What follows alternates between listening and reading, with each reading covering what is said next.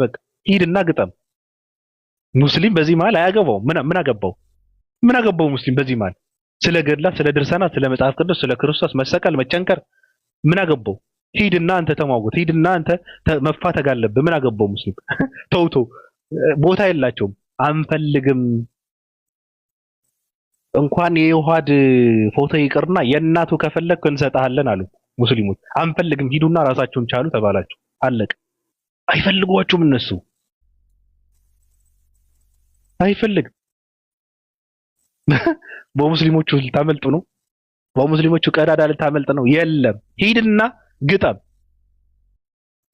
አለቀ። የለም፣ ሙስሊም አያገባውም። ስለ ድርሳናት፣ ስለ ገላት ክርስቶስ እናምልክ፣ ለማርያም እናጎበድድ፣ 30 በዓላት፣ ፍትሃት ምናምን ትርኪ ምርኪ ቀብርጥስ የሚባለው ነገር ሙስሊም ምን አገባው? ምን አገባው ሙስሊም? ሙስሊም ምን አገባው? ሙስሊም እኮ እያለ ያለው ኢየሱስ ክርስቶስ አምላክ አይደለም። በቁርአን አለ፣ ከፈለክም ከመጽሐፍ ቅዱስ እናሳያለን ነው። በዛ ከሆነ ችግር የለውም። እንደውም አንድ ሆናችሁ ብትመጡ እናንተ ብቻ ሳይሆን ዓለም ላይ ያለው ሃይማኖቶች ተሰብስባችሁ ብትመጡ ችግር የለውም፣ እገጥማለሁ አለ ሙስሊም። ካልሆነ ግን ከዛ በታች ያለ ነገር ግን አይመለከተንም ማለት ምን አገባኝ አለ እኮ እንዴ! እናንተ ለምትጠጡት ቀዘን ሙስሊም ምን አገባው? ምን አገባው ሙስሊም? እናንተ ለምትስሙት ሙሙ ሙስሊም ምን አገባው? ምን አገባው? ክርስቲያን ነኝ አላለም እኮ። እኔ ፕሮቴስታንት ነኝ፣ ጴንጤ ነኝ፣ እኔ ኦርቶዶክስ ነኝ፣ እኔ ካቶሊክ ነኝ፣ እኔ ተዋህዶ ነኝ፣ እኔ ኦርቶዶክስ ነኝ አላለም ሙስሊም። ምን አገባው? ከፈለክ ሙሙን አንተ ሳመው፣ ከፈለክ ቅዘኑን ጠጣው፣ ከፈለክ በአናቱ ተዘቅዝቆ 7 ዓመት የጸለየለ ለአንተ እንጂ ለሙስሊም አይደለም። ምን አገባው ሙስሊም? ምን አገባው?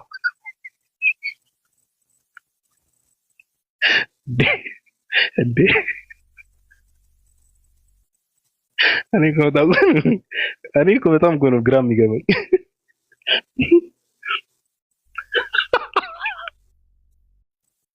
በእውነት ምን አገባው እንዴ?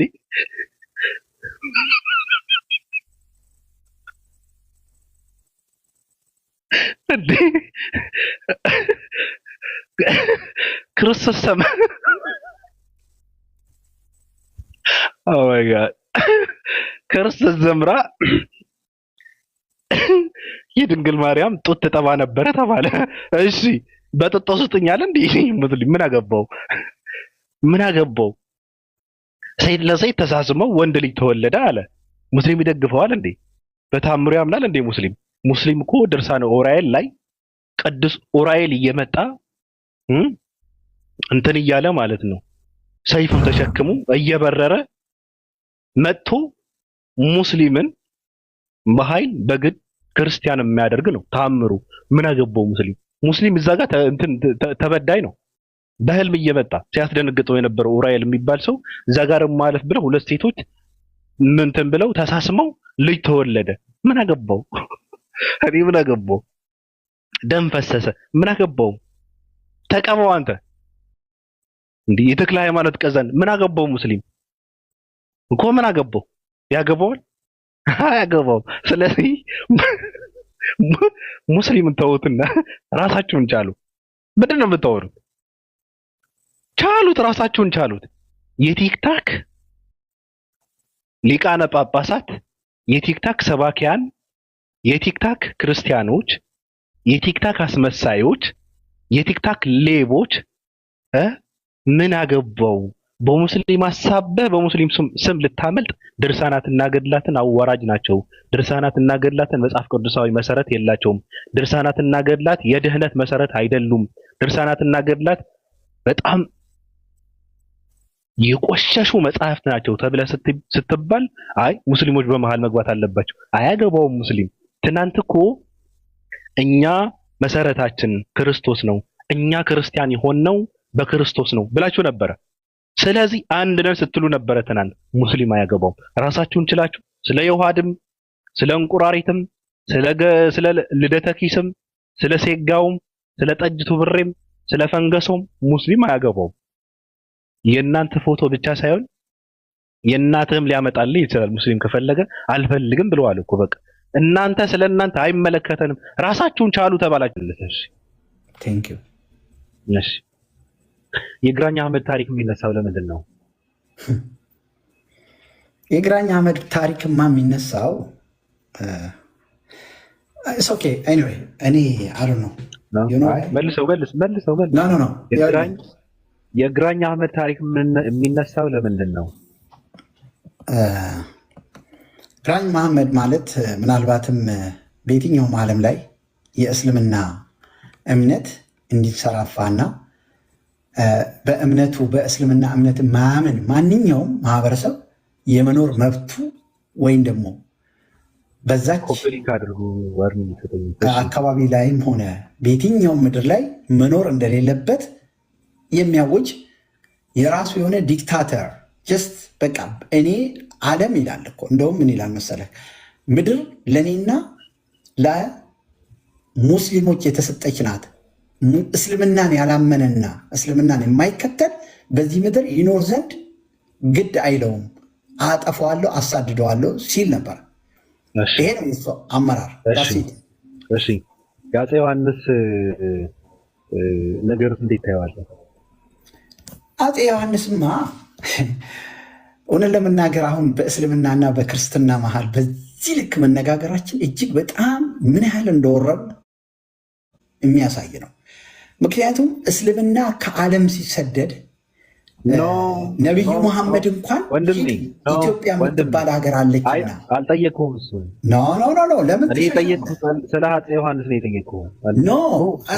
አፄ ዮሐንስ እነ ነቢዩ መሐመድ ወደ ኢትዮጵያ ሲሰዱ እኮ እስልምናን ወንድሞቻችን ብለው የተቀበሉ ስለጠየቅኩህ መልስ። እሱ አስረዳሃለሁ፣ ለምን እንደዛ እንደተባለ አስረዳሃለሁ።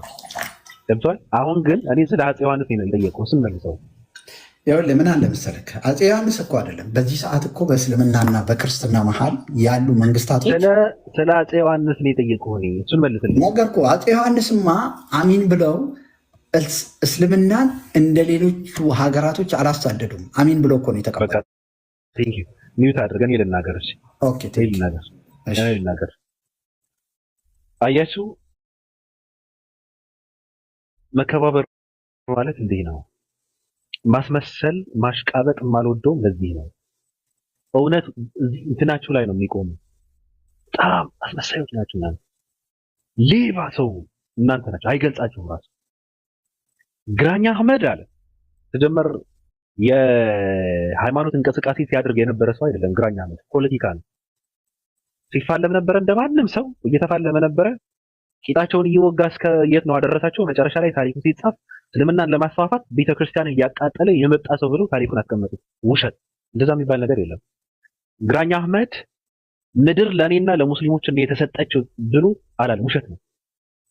ሰውየው እንደዚህ አይነት ዓላማ ቢኖሩ አንድም ክርስቲያን ኢትዮጵያ ውስጥ አይኖርም ነበር። ምክንያቱም በቂ የሆነ ከበቂም በላይ ብቃት ነበረው ሰውየው።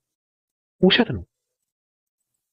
ትርክት ታሪክን አጣማችሁ ትርክት ለትውልዱ እናስተምራለን ብላችሁ ከሆነ አይሳካም። ከዛ በኋላ ምን ተደረገ? በየቤተ ክርስቲያኑም ትምህርት ቤትም የውሸት የጣመመት ታሪክን እየተረኩ ትውልዱን አጠማሉ። ግራኝ አህመድ እንደዛ አደረገም። ውሸት ነው። አስረግጬ የምነግርህ ግን ማንንም ሰው የሚያውቀው አፄ ዮሐንስ ማለት አንተ ያነቀህ ለምን እንደሆነ አላውቅም። የወሎ ክርስቲያኖች ይጠየቁና አያላደረገም ይበል እነሱ በአይናቸውን ያዩ ስለሆነ በሩ ሜዳ ላይ ከ30 ሺህ በላይ ሙስሊም በአንድ ቀን ሲታረድ ይሄ ለአንተ ሰብአዊነት አይደለም። ናንተ እዛ ጋር የታረዱት ለአንተ ሰው አይደሉም። ከበደ አነቃር ይሄ መናገር አነቃ። አንተ መቻቻል የሚባለው ግን ይሄን ከማመን ነው የሚጀምረው። እኛ እንዋደዳለን የሚለው መዋደድ የሚጀምረው ከዚህ ነው። ሲጀመር ኢትዮጵያ የራሷ የሆነ ኢትዮጵያ በቀል የሆነ ሃይማኖት የለም። ሙስሊሞች የተቀበልናቸው እኛንን ብለህ ልታወራበት ምንም አይነት መብት የለም። ምክንያቱም ክርስትና ራሱ የመጣው ከውጪ ነው። የመጡ ሙስሊሞችም የሉም። መጤ የሆኑ ሙስሊሞች ኢትዮጵያ ውስጥ የሉም። ባላባት የሆኑ ገዢ የሆኑ እዛ ጋር የነበሩ ሃይማኖቱን ተቀብለው የሰለሙ ሰዎች እንጂ ከሌላ ሀገር መጥተው እዛ ጋር የሰፈሩ ሰዎች አይደሉም። ሰፋሪ አይደሉም። እንደዚህ አይነት የሞተ ፖለቲካ እናንተ በሃይማኖትም በእንትንም ስም ልታራምዱ አይቻልም። ውሸት ነው። ኢትዮጵያ ውስጥ የነበሩ ሙስሊሞች ናቸው ራሳቸው ኢትዮጵያውያን የነበሩ አበሻ የነበሩ ሙስሊሞች እስልምናን ተቀብለው ክርስቲያን የነበሩ ራሱ ማለት ነው። ክርስቲያን ብቻ ሳይሆን አክሱምን ሲያስተዳድሩ የነበሩ ሰዎች ናቸው ሰልመው እስልምና እንዲስፋፋ ያደረጉት። ልክ ክርስትና እንደ ኢዛና ክርስትናን ተቀብለው ከዛ አባ ሰላማ የሚባል ሰው እንዲጠመቁ አድርጉ ገጽ ይለው ተምሮ ክርስትናን እንዳስፋፉ ልክ እንደዛው ነጃሽ የሚባል ሰው አክሱምን ሲያስተዳድር የነበረ ሰው እስልምናን ተቀብሎ እስልምና ኢትዮጵያ ውስጥ እንዲስፋፋ ተደረገ። ምንም ልዩነት የለውም። ክርስትና ከውጭ መጥቶ በእነ ኢዛናና ሳይዛና በእነ አብርሃ አጽብሃ ተስፋፋ። እስልምናም በዘመነ ነጃሽ የሚባል ሰው ንጉስ የነበረ አክሱም ሲያስተዳድር የነበረ እስልምናም ተስፋፋ። ምንም ልዩነት የለውም። እኔ ነኝ ቀድሜ የገባሁት ምናምን የሚባል ነገር የለም። ቀድመህ የገባው የለም። ከዛ ነው የበቀሉት። እነሱ ባላባት ናቸው፣ የመሬቱ ባለቤቶች ናቸው። አክሱምን ሲያስተዳድሩ የነበሩ ሰዎች ናቸው። ሃይማኖትን ተቀብለው ሃይማኖት እንዲስፋፋ ያደረጉት ልክ እንደ አብርሃ አጽብሃ። ስለዚህ እኩልነት፣ መዋደድ፣ መከባበር የሚባለው ነገር የምታወሩት ከሆነ ግራኝ አህመድ ወራሪ ነው ብለህ እያወራ አፄ ዮሐንስ ግን ፍትሃዊ ነበር ብለህ የምታወራ ከሆነ የሚሰማህ ትውልድ የለም። የማይሰማህ ደግሞ ሙስሊም ሳይሆን ከእስልምና ውጪ ያለ ሰው የሆነ ሰው አይቀበልም። ውሸት ነው። እንደዚህ አይነት ነገር ሁለተኛ እንዳታወራ። እኔ ሰው ነኝ፣ እንዋደዳለን፣ ከሙስሊምና ከክርስቲያን በላይ እኮ የሚዋደድ የለም። የብረ ነው። ማንም ይቀበል? ኢትዮጵያ ውስጥ የሃይማኖት መጽሐፍትን እየተቃጠሉ የአምልኮ ቤቶችን እየፈረሱ መዋደድ አለ? የብረ ነው። አክሱም ውስጥ አንድ ሰው ጸሎት እንዳያደርግ ተከልክሎ ከሞተም 30 ወይም 50 ኪሎ ሜትር ከከተማው ርቆ እንዲቀበር ተደርጎ ከዛ እንዋደዳለን ይላል። ተስመሳይ። አልቀበልም፣ አልሰማም። ውሸታሞች ናችሁ እናንተ። ማንነታችሁን አጽዱ፣ አታስመስሉ። ሌቦች